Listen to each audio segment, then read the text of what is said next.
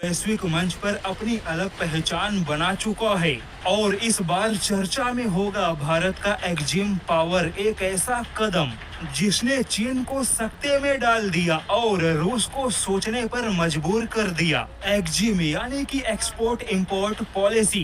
लेकिन यह पॉलिसी अब भारत के लिए सिर्फ व्यापार का मामला नहीं रहा। भारत इस नीति को अब कूटनीतिक अस्त्र के तौर पे इस्तेमाल करेगा, क्योंकि भारत हथियारों के एक्सपोर्ट इंपोर्ट पॉलिसी के बहुत बड़े बदलाव में कूद पड़ा और भारत का यह बदलाव रूस और चीन दोनों को भारी पड़ेगा।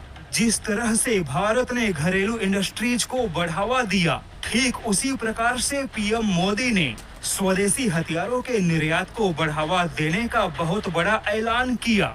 दरअसल भारत ने अपने हथियारों के व्यापार को बढ़ाने के लिए एक्सपोर्ट इंपोर्ट बैंक के क्षमता को बढ़ाने का ऐलान किया है। जिन देशों को भारत के हथियारों में दिलचस्पी है या जो अभी तक रूस या चीनी हथियारों के ग्राहक हैं, या यूरोप, मिडल ईस्ट, एशिया से लेकर अफ्रीका तक जो सस्ते और अच्छे हथियार खरीदना चाहते हैं, अब भारत उन्हें एक्सपोर्ट इंपोर्ट नीति के तहत हथियारों के खरीदारी के लिए कर्ज देगा, जो कि बहुत ही कम ब्याज पर उपलब्ध होंगे। भारत की ओर से कर्ज की सुविधा उपलब्ध होने से वह देश भी भारत के हथियार खरीदने में सक्षम होंगे जिनके पास में एक ही बार में ज्यादा हथियार खरीदने का बजट नहीं है।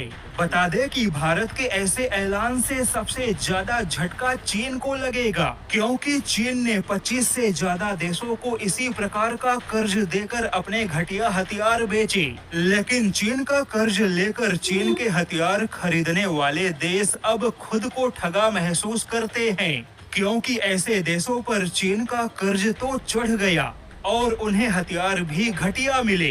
लेकिन अब भारत ऐसे देशों के लिए एक मजबूत विकल्प होगा, क्योंकि भारत अच्छा कर्ज देने के साथ अपने अच्छे क्वालिटी के हथियार भी देगा।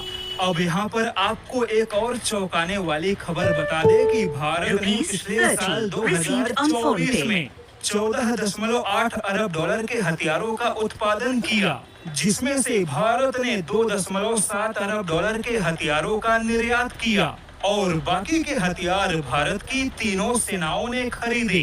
अब ऐसे में पीएम मोदी के इस विजन की काफी चर्चा है, क्योंकि पहले तो भारत ने हथियारों के उत्पादन क्षमता को मजबूत किया और अब हथियारों के निर्यात को मजबूत करने के लिए भारत का एक्जिम प्लान एक्टिव हो चुका है।